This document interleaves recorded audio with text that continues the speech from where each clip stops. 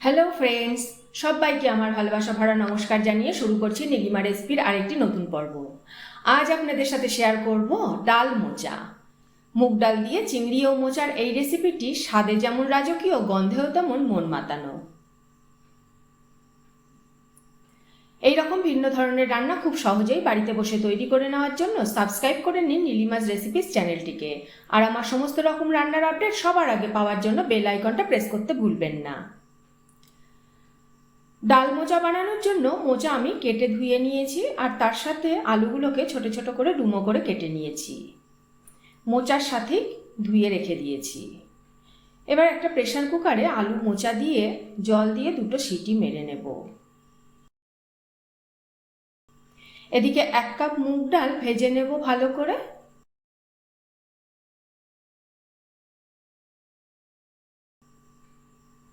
মুগ ডাল ভাজার গন্ধ বেরোলে নামিয়ে ধুয়ে সেদ্ধ করতে বসিয়ে দেব।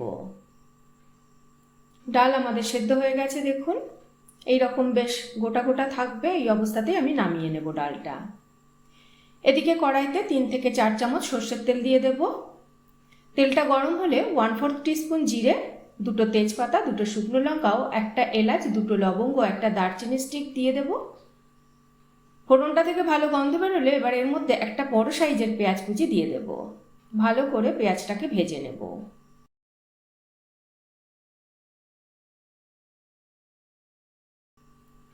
পেঁয়াজ ভাজা হলে 1/2 টিস্পুন রসুন বাটা দেব। একটু ভেজে নেব রসুনটাকে প্রথমে।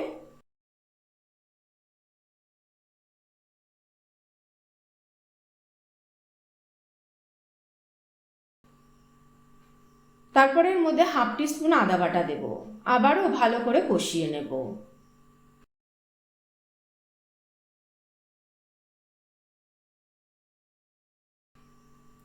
আদা রসুনের কাঁচা গন্ধ চলে গেলে, ভালো করে কষানো হলে এর মধ্যে এবারে 1/2 টিস্পুন হলুদ গুঁড়ো দেব। লঙ্কা গুঁড়ো দেবো 1 চা চামচ, জিরে গুঁড়ো দেবো 1 চা চামচ ও ধনে গুঁড়ো দেবো 1 চা চামচ।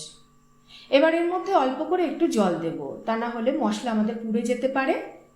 ভালো করে কষিয়ে নেব।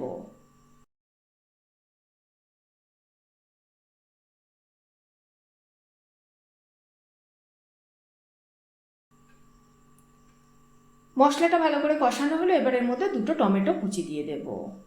এবার এর উপরেই পরিমাণ মতো নুন দেব। টমেটোটা ভালো করে কষিয়ে নেব ঢাকা দিয়ে দিয়ে।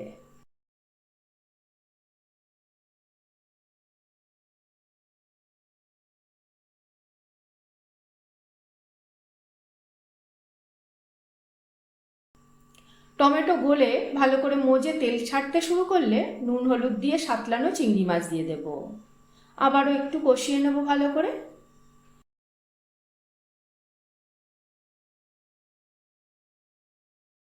এবার এর মধ্যে সেদ্ধ করা আলু আর মোচা দিয়ে ভালো করে মশলার সাথে 10 মিনিট ধরে কষিয়ে নেব।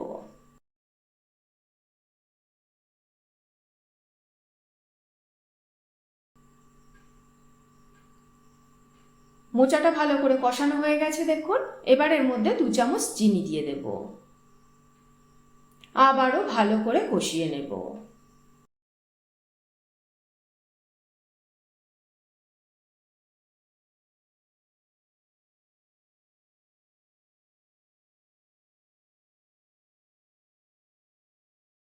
এবার সেদ্ধ করা মুগ ডাল দেব। ভালো করে মিনিট 5 ধরে রান্না করে নেব মোচার সাথে।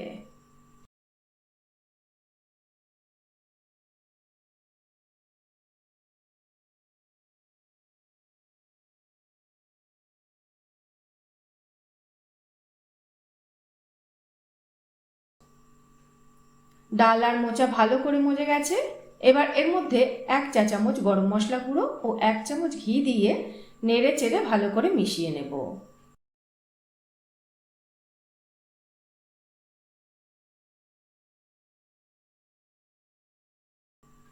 এবার ঢাকা দিয়ে মিনিট 5 স্ট্যান্ডিং টাইম দিলেই রেডি ডাল চিংড়ি মোচা। গরম ভাতের সাথে জাস্ট ফাটাফাটি। কেমন লাগলো আমার আজকের রেসিপিটি কমেন্ট করে জানাবেন। ভালো লাগলে একটা লাইক করে দেবেন। আপনাদের একটা লাইক আর কমেন্টই আমাকে উৎসাহিত করবে পথ চলতে। আজ তাহলে এই পর্যন্তই থাক।